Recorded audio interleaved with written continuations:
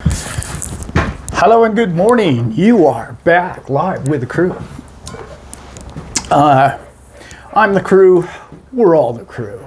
Somebody hit me with that you guys watch Cryptos R Us. I thought it was classic, so I might use it occasionally. I used to say, you're back live on a recorded show, and that used to mess with people's heads a bit. I have to talk about the ETF thing that just occurred. There was a lot of people, laughing and joking and commenting, oh, what a pump and dump, and, what a scam, and it wasn't even that big a deal. It blew away expectations on Wall Street. Blew it away. Nothing's ever done what that did in the first hour it did it. Ever. In the history of anything. In the history of Wall Street. That's okay if you don't think that's significant. I do. I personally think it's really significant. Now I'm going to tell you why. One of the things that a lot of hedge funds, venture capitalist groups, they've known for a long time, hey, this Bitcoin thing, if we can kind of keep it honest and keep it real, maybe there's hope for people's sovereign rights. Maybe. Okay? And then venture capital started getting in, and the big hedge funds started putting more money in it, and then they were like, but my clients don't like it because they listen to the evening news and all those baby boomers and all these people. And I'm tired of bagging on my generation. The baby boomers, yeah, we've got a lot of faults and a lot of problems, and yeah, there's a lot going on there. No question. Most of them aren't like me as far as knowledge of crypto. But my cat's about to knock the camera over, so I'm just warning you guys at this point.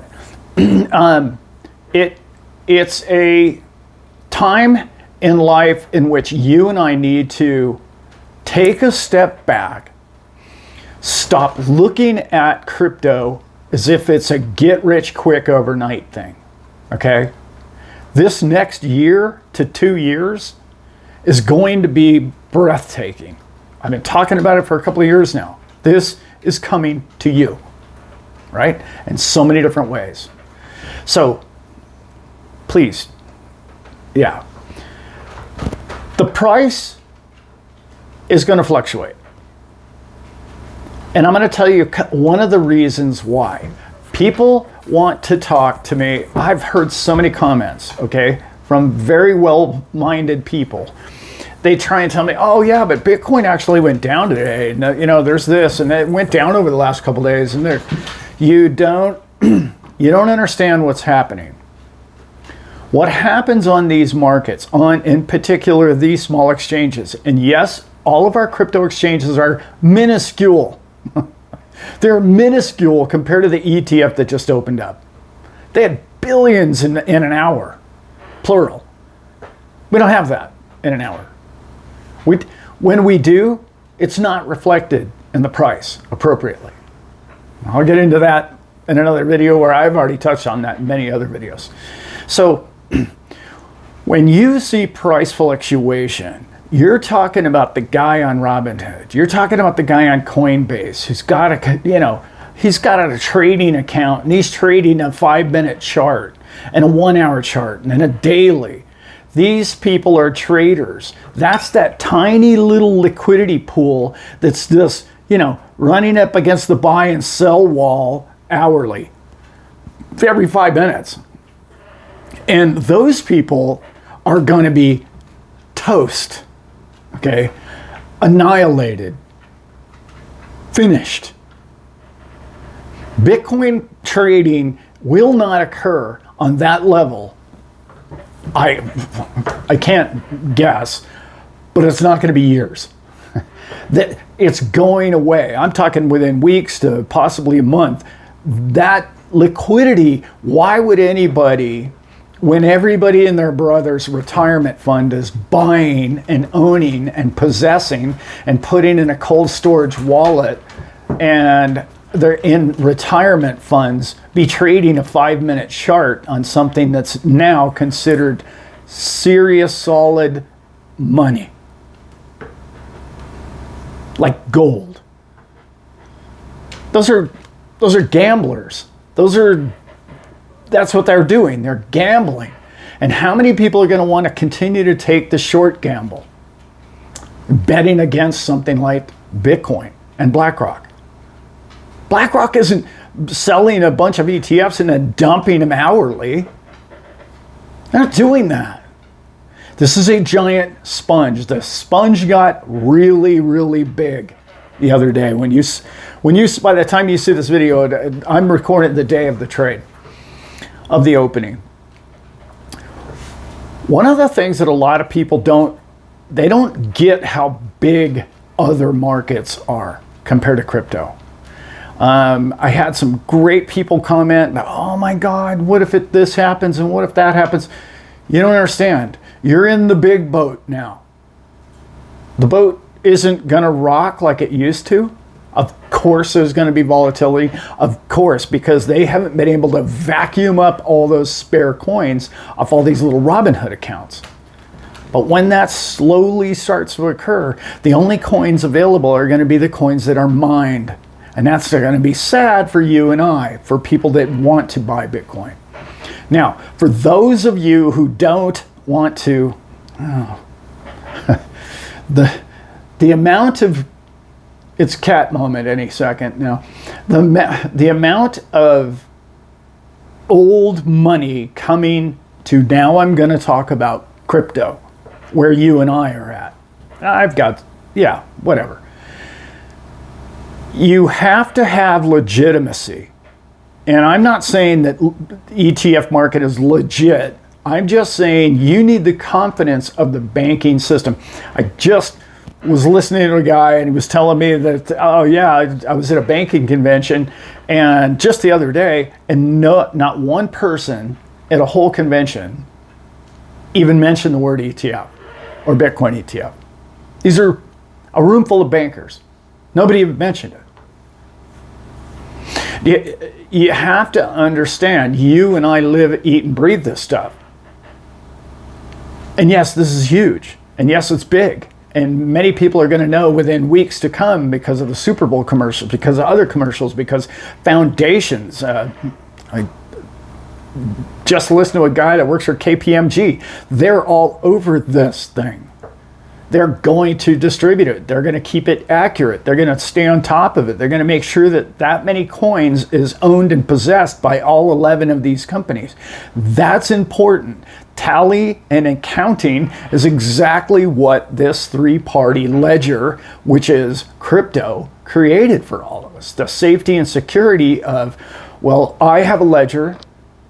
The person that I gave my money to has a ledger, and there's a ledger in between that can't be manipulated. That's what crypto did for all of us. Now the bankers are going to have to slowly adopt this incredible tool in which has to keep them honest and legit. Big money never wants that. Never did want it. They still don't want it. Okay? So, what you and I have just witnessed occur over the last couple days is not retail price. It's value.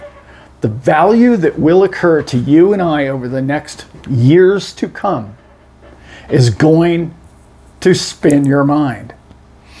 People and money are coming to what you own. The gold market is in big trouble. Big trouble here, guys. I know gold bugs. I am a gold bug. I'm a silver bug. There's big waves, a volatile ocean coming to you. It's going to be a rocky boat. And unless we have a really bad economic, black swan, the gold prices are going to get affected by this.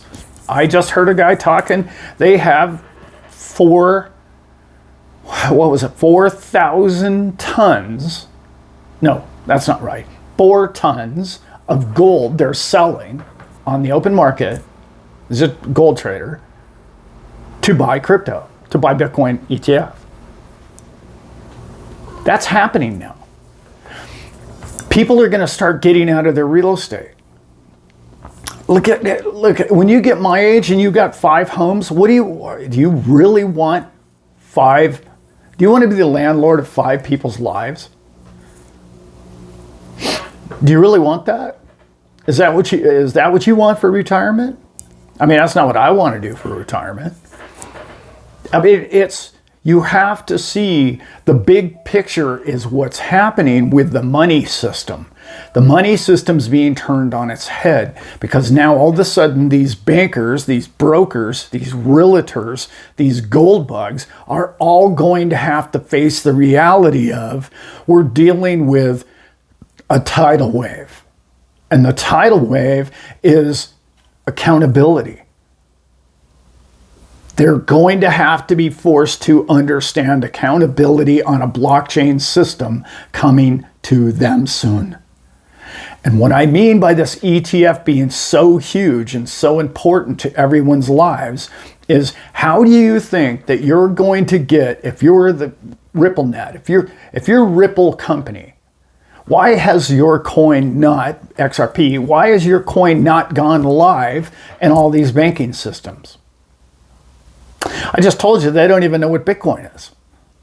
They don't know what it is. They don't trust it yet. They don't want to lose their billions and trillions and fortunes to some risky thing that hasn't been proven or trial tested. I know you and I know it's trial tested. Okay, and they are working on that in the background. And I know that's the coin that's going to really succeed in the banking networks. I know that. I've read enough to see it all. And I know where that coin's headed. But the point of the matter is they don't believe it. They don't see it. They don't feel it. They're not living it. And they're not part of it yet. But what happened with the Bitcoin ETF is somebody put a giant boot through the door of the bank. A giant boot. A BlackRock giant with 10 other companies that are all $1 trillion under their roofs said, we're in. Where have you been? We're on this. So if you want to look at the price after a day or 3 or 4, you're looking at people who sit on their laptop and trade all day. That's what you're looking at right now. You're not looking at the real money that's going to come in, not out. It's coming in. This is a one-way flow headed to you. It has, like I mentioned before, it has absolutely no need to go anywhere, to leave. Why would it leave a retirement fund? Why would it leave an ETF? Oh, sure, when they retire, or maybe, 10 years in the fund or something like that. Yeah, okay, I'm going to cash out or whatever. Or my daughter's having a wedding. Of course. But why would they leave something that's going up, and you and I know what it's going up because it's scarcity, no matter what coin you have. The technology and all of it is coming to their lap, and it's being presented to them in a silver platter on this day. And they can no longer say, well, okay, all right, I'll taste it. I'll try it. I'll see if I like it. I'll see if it works. And for those people, I had a few in my comments, for those people who think they're just going to rug pull Bitcoin, okay. I mean, conspiracy is everywhere, right? I get it. I get that. But why would Wall Street, why would the SEC, why would BlackRock, Fidelity, all of these companies, why would all 11 of them collude at the same time just to rug pull an asset in which they plan to make trillions of dollars on over the next decade or 3? All those channels that are feeding you that, ask yourself that question. If you had the opportunity to sell at a commission Bitcoin, which you and I know that we can buy free, right?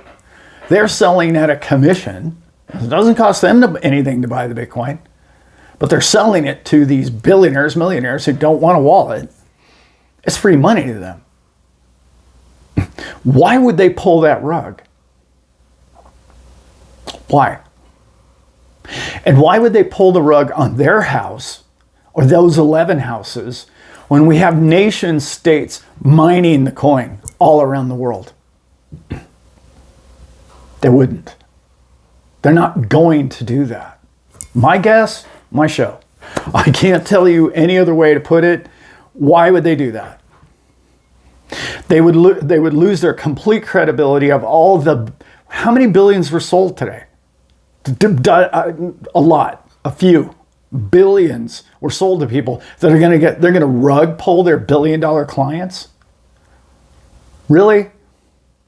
Okay. I mean, I get it. There's a lot of negative people out there in the world. Just try and wrap your head around what big money has taken 15 years to adopt. And with one chat on your comment on the bottom of some show, you're going to run with that? Because some other YouTube channel told you that they're all rug pullers? Okay, maybe. I just don't see the financial reward. I don't see the future ability to obtain under their own roof Bitcoin and control them themselves. It doesn't make sense. And it's okay if you feel that way, because everybody has their own opinion, and I get it. And that's what I love about the world. We're all in it together. And thank God we all have different opinions. But I would really think long and hard about the things I've said. The other thing is, ask yourself, how many of those people actually know anything about Wall Street?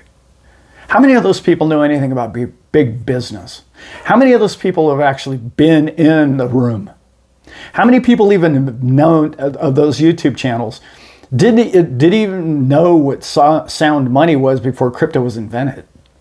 How many of those people have actually known a billionaire or worked with billionaires, or let alone dozens of them?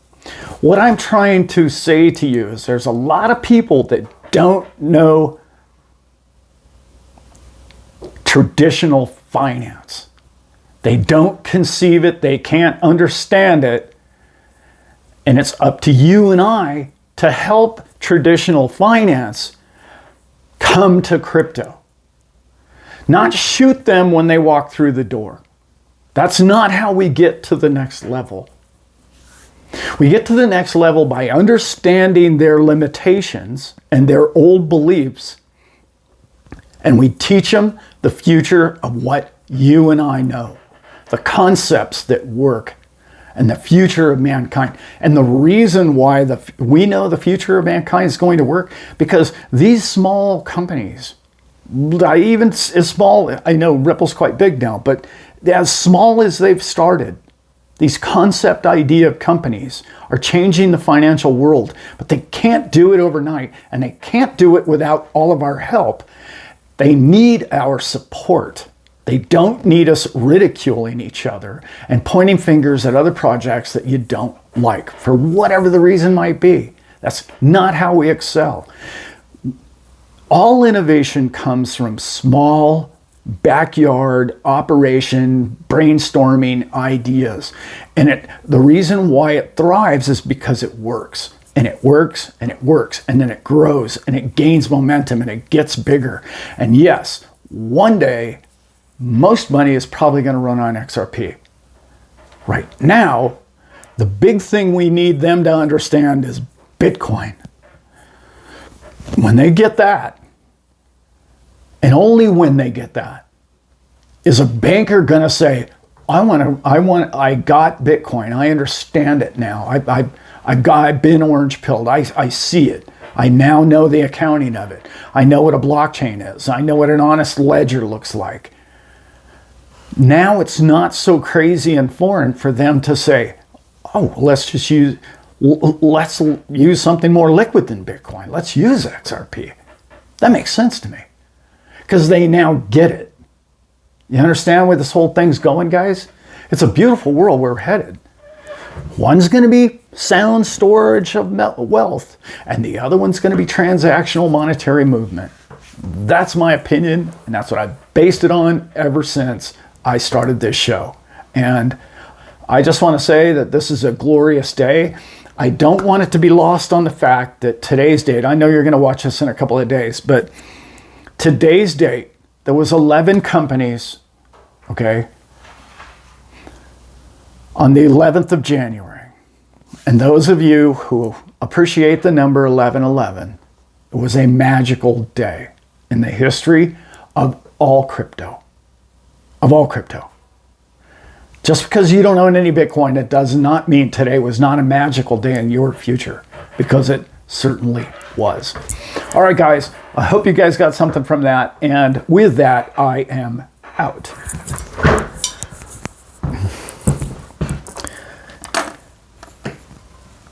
So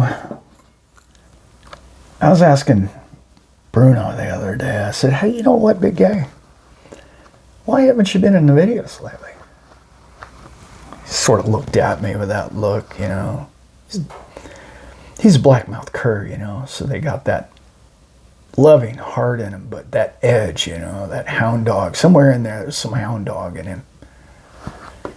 He looks at me and he says, well, I wasn't invited. And I said, well, you know, you're always invited. You're the man. You're the Bruno man. You are the mascot. Love you all.